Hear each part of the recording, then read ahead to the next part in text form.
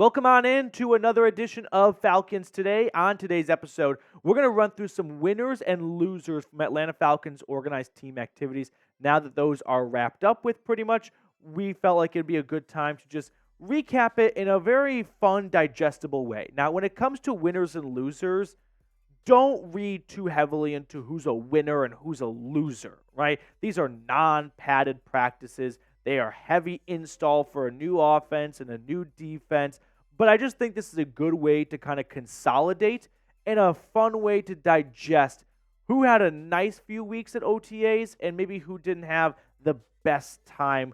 But it's still very early. We're a long ways away from just training camp. So by no means do I want you guys to make mountains out of these hills. But our first winner from OTAs, I've got to go with Kirk Cousins. It was Falcons fans' first opportunity to see the next quarterback, the $180 million man. And sure, there was a decent level of skepticism, and fairly so, for a 35-year-old guy coming off a torn Achilles. But from what I saw and from what I read and heard, zero signs of rust or fatigue or him just not rehabbing all that well from a ruptured Achilles. We saw the velocity. We saw the accuracy on his passes. If an alien came down to earth and watched Kirk Cousins, I don't think that alien would think, that guy looks like someone who torn his Achilles back in like late October, early November. No, we didn't see any of that. So Falcons fans, you should be excited for what is to come for Kirk Cousins this year, because based on what he's done the last 4 years of his NFL career, I mean, the guy was on pace for yet another 4,000-plus yard season. I think that would have been 5 in a row, for sure 4 in a row. So, yeah, there is a lot to be excited about when it comes to Captain Kirk. Of course, the big question is, how long will you have this great quarterback play? Because, sure, it hasn't resulted in a boatload of wins in Minnesota, and it's going to be up to the Falcons coaching staff to capitalize on borderline top 10 quarterback play, which is not easy to come by as much as you might think based on, I mean, just ask Arthur Blank about that the last 3 years.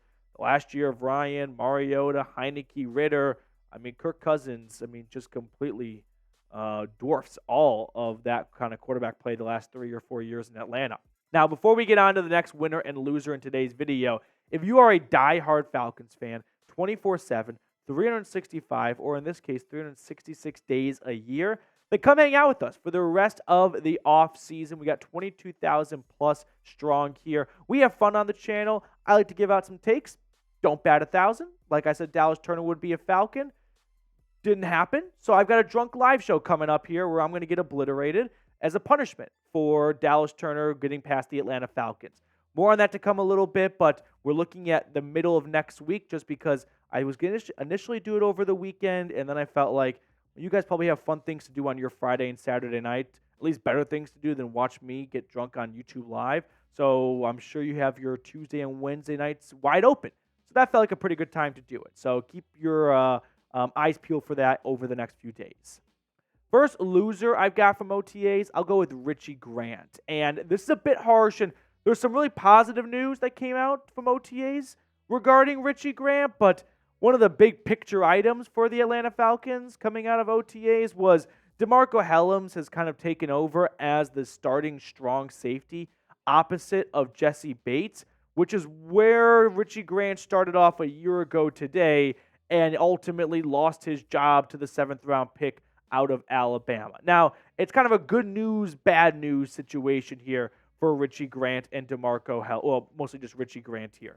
The good news is I don't think Richie Grant is out of a job. He may be out of a starting job, but I don't think he's going to lose his job, okay? Whereas I think with a new DC and new head coach and Raheem Morris and Jimmy Lake, there's been some positivity around Richie Grant, word for word, from Raheem Morris, but I feel like there are some concerns about whether or not this guy's going to be a starter in the NFL.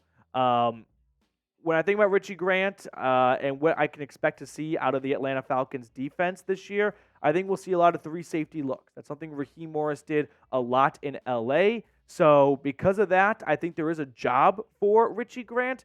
I just don't think it's a starting gig anymore. So that's why I have him down as a loser, because we saw DeMarco Hellams kind of go out with that first-team defense, and that gives you your first kind of snapshot, sneak peek to what to expect out of the 22 starters for the Falcons in 2024. But there's a lot of football to be played. Nothing is set in stone. Moving on to our second winner for OTAs. Let's go with cornerback Clark Phillips. I wanted to put Clark Phillips first because I felt like pound for pound, he's probably the biggest winner. But it's Kirk Cousins. How do you not lead with that?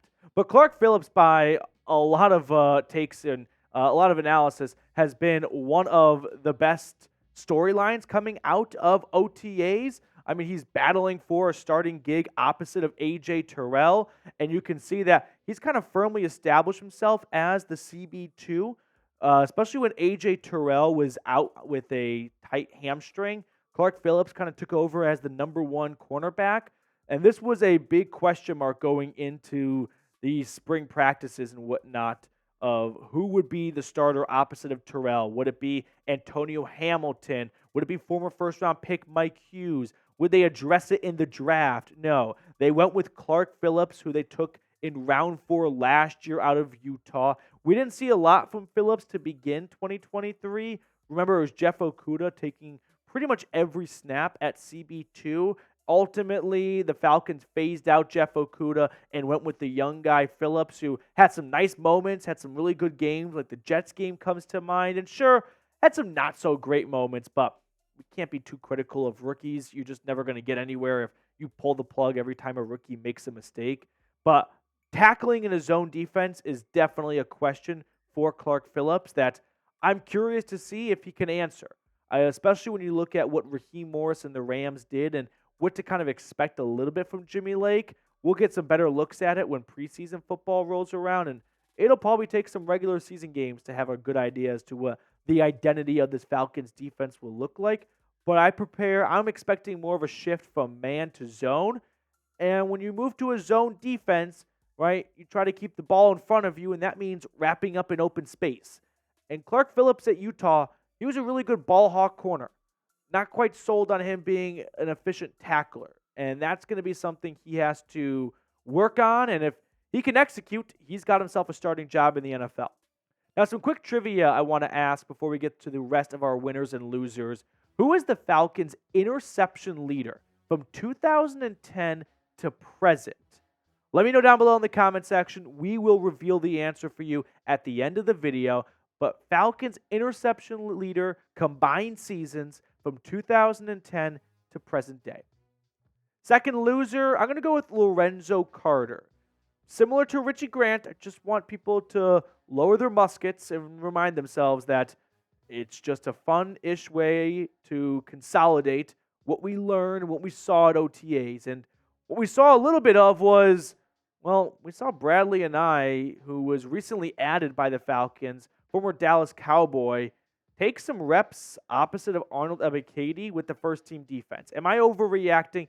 100%. I acknowledge that. I am definitely kind of getting ahead of my skis a little bit here. But still, for Lorenzo Carter, you should be able to hold on and get the first-team reps with the first-team defense when there's not a whole lot of tough competition at that position.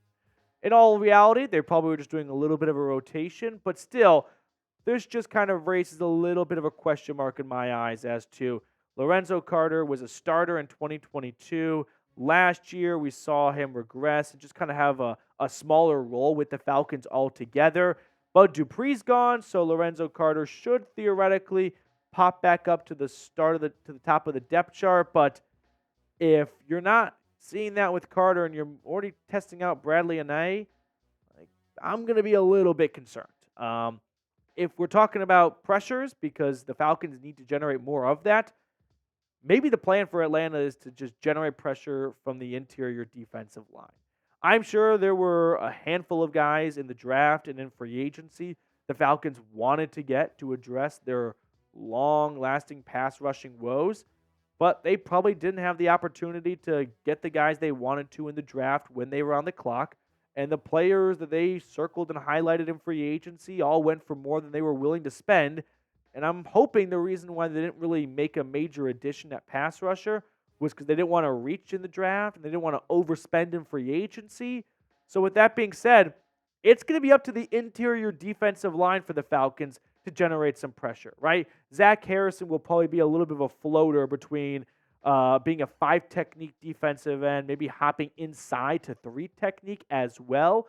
But David Onyemata, Grady Jarrett, Rukaroro, the second-round pick out of Clemson, maybe even a little bit of Braylon Trice from the outside, but also like Brandon Dorlus, just Contavious Street. I can go on and on. They're going to need some pressure from the interior because I don't think they're going to get a sufficient amount from Lorenzo Carter and Arnold Ebiketie by themselves.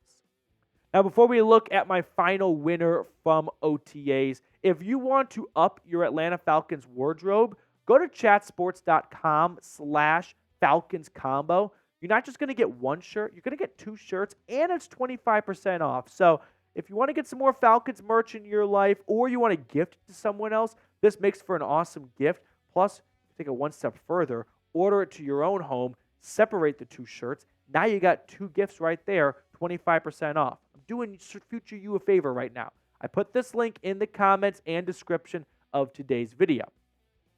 Now, I wanted to end this episode on a very light, happy note because why not? And I'm going to go with our final winner from OTAs, fantasy football owners. I don't really love talking about fantasy football on the channel just because if you don't have a Falcons player on your team, you don't care about it. But we haven't drafted yet, so maybe you will care a little bit more. I think we're going to see a big rise from the Falcons' top playmakers and skill position guys in 2024. Drake London, Bijan Robinson, Kyle Pitts. You can look at what they were producing last year in their fantasy rank in non-PPR leagues, and none of them sniffed the top 10. Bijan was the closest, I guess, but still, like, underwhelming, to say the least, on all fronts, I think, for what preseason expectations were for the 3 players in 2023 and the reality after 2023. But with better quarterback play, Kirk Cousins is definitely going to boost the numbers of Drake London and Kyle Pitts. And I think Raheem Morris and this coaching staff are going to have a greater focus on their star players than maybe Arthur Smith did. And I also think with this defense not being superb on like a top 10 defense, Falcons are likely going to find themselves in a lot of high-scoring shootout affairs. What does that mean? It means they're going to be passing the ball in the fourth quarter a lot. That's good for fantasy owners of Kirk Cousins, Drake London, Kyle Pitts. And I think Bijan's just going to get a higher percentage workload than last year where he was having like a 60-40 split with Tyler Algier. I think it's going to look a lot more like 75-25. So even Bijan's going to see a big uptick in his production. So I think we're going to see a lot better numbers for all of our fantasy football owners this year for the Falcons' top weapons. Now, of those 3 guys, and we can talk to Kirk Cousins as well, which Atlanta Falcon do you want to draft the most? Which guy are you not going to let get past you in your league? If that means reaching on him a round or 2 early, so be it. You're just that adamant and confident this guy is going to be a bona fide star at his position. For me, I think it's Drake London. Guy's been knocking on the door of 1,000 yards for back-to-back seasons with Desmond Ridder, Heineke, and Mariota as his quarterback. Give him Kirk Cousins. I smell 1,300 yards and 10 touchdowns. By the way, that trivia question from earlier. Last guesses? Anyone? Anyone? Bueller? It is William Moore. He had 16 interceptions from 2010 to 2015. Hand up, I didn't get this one right. My guess was Desmond Trufant. He was second with 13 interceptions. So let me know if you got the question correct. No cheating down below in the comment section. But that will do it for us on today's video. Thank you guys so much for tuning in. Appreciate all of you who watch our content. We'll sign off and see you all later.